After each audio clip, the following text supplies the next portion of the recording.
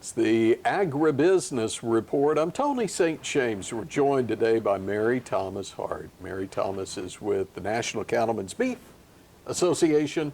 I like how I put the pause in there for a dramatic effect, but it's good to see you. Thanks for having me on, Tony. Okay, so let's talk Supreme Court stuff right now. You know, Supreme Court has been somewhat in the headlines as of late. And waters of the U.S. could be coming back up, yes? That's correct. So the first case that the Supreme Court's going to hear in the 2022 term is the WOTUS case. So Sackett versus EPA, which will be the fourth time that the Supreme Court has considered the definition of WOTUS. And they're going to look at two existing tests for what is considered waters of the U.S. And those two tests come from the last Supreme Court case, Rapanos, and they're going to determine which of those two tests is the one that EPA should follow in writing a regulatory WOTUS definition. So hopefully that case is going to provide producers and regulators alike with a lot of really necessary clarity. So let's back up just a moment, because I think there are situations people can look at the Supreme Court and say they are making, they're setting a rule up, and really what they're doing is they're just trying to help define the rules of the game. Is that a good way to describe it? I think that's a really good way to say it. You know, we have three branches of government for a reason, right? And they're supposed to work together. So Congress makes the laws, the administration administers the laws, and then the courts interpret the laws. So everyone has an important role to play in how those laws are carried out and followed, right? The court, in establishing or affirming a definition of WOTUS, isn't writing the law, it is interpreting the law that was written by Congress. So, you know, it's up to Congress to provide clarity or not provide clarity if they choose to, I guess. And when they wrote the Clean Water Act, all they gave us to go on was waters of the U.S. So it's left up to the court to interpret that and tell the EPA which direction to move in. And that's what they're going to do this fall. Is it possible that Congress could just define what really waters of the U.S. really are and just bypass a lot of this? I mean, is that a silly question? They certainly could, and there have been examples in the past of, you know, the Supreme Court issuing an opinion, Congress not agreeing with the Supreme Court's interpretation, and then passing legislation to kind of counteract the Supreme Court's opinion. Because at the end of the day, like I said earlier, Congress is the branch of government that makes the law. So certainly, if Congress wanted to establish a legislative definition for WOTUS, they could do that. There have been attempts to do that in the past, but as we've learned, it's really tough to find consensus on something that is so politically charged.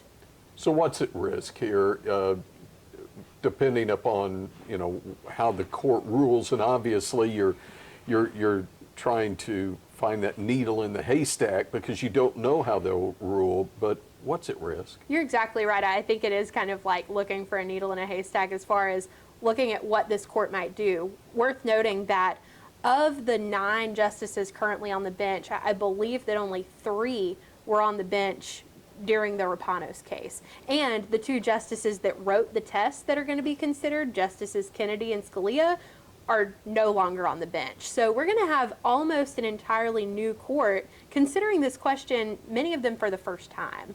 And so I think that's really going to play a lot into what we see from the court this fall. If you're a cattle producer on the ground, I think you're concerned about 3 things. One, you don't want ephemeral features to be regulated, those dry washes and areas on your ranch that really only carry water after a rain event or a snow event. You also are watching out for your isolated features, whether that be isolated wetlands or isolated stock ponds. You want to make sure that those are protected from really unnecessary federal regulation. And then in the past and over time, EPA has created a lot of really important agricultural exemptions that, you know, kind of carve out features on farms and ranches. We want to make sure that those exemptions remain in place and that farmers and ranchers specifically have some important protections from federal regulation. So NCBA is going to be watching for those 3 things regardless of what we hear from the Supreme Court.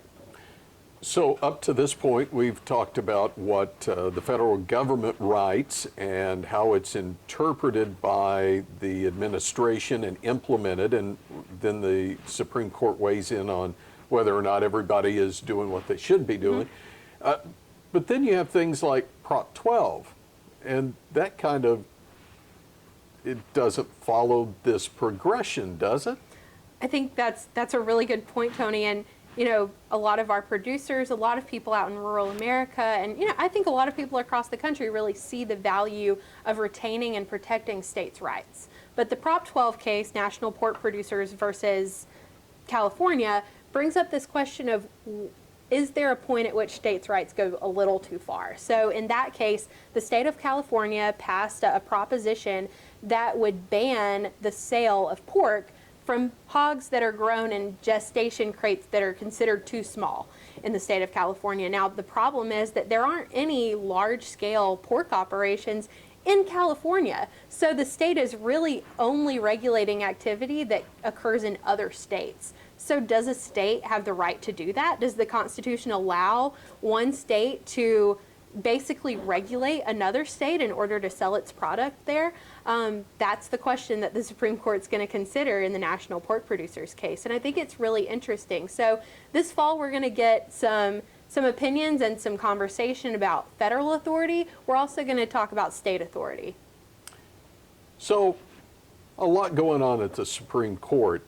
That obviously will take a lot of your time and energy and attention. But are there any other things that maybe on the periphery that you're watching as well? Sure, and to answer that, I might actually go back to the last decision from the Supreme Court in the 2021 term, which was West Virginia versus EPA. And in that case, the Supreme Court overturned the 2015 Clean Power Plan, finding that the Clean Air Act doesn't give EPA authority to interpret the Clean Air Act in that way.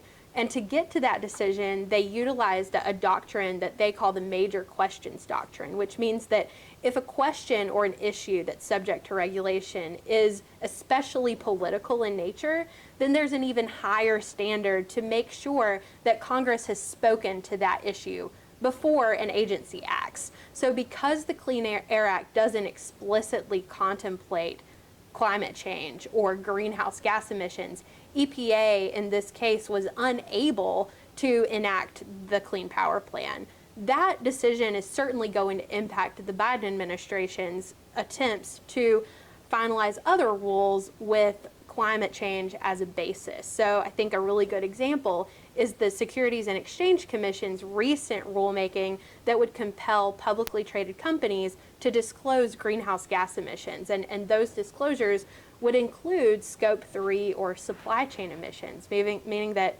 any publicly traded company that sells beef would have to disclose to the federal government cattle production emissions data that we simply don't have. And we don't have it because why? The science doesn't exist. Trust me, EPA has been working for about 15 years to develop the science, to develop a methodology that would allow us to accurately calculate farm-level emissions data. But they haven't been successful yet. And so it's kind of crazy that the Securities and Exchange Commission of all agencies thinks that it has the technical expertise to require this information, when the EPA, the agency that has the technical expertise, hasn't figured out a way to effectively do that yet. So until there's available science that will allow us to accurately report that information, we certainly don't even want to have a conversation about the burden of reporting that data to the federal government. Your life's going to be pretty interesting come fall, I guess, at this point. A little busy, but very exciting. I might take up residence at the Supreme Court. So good to see you. Thanks for keeping up with this and helping us understand how it's going to affect or could affect us at the farm level. Of course. Thanks, Tony. Mary Thomas Hart's with the National Cattlemen's Beef Association. She joins us on today's Agribusiness Report.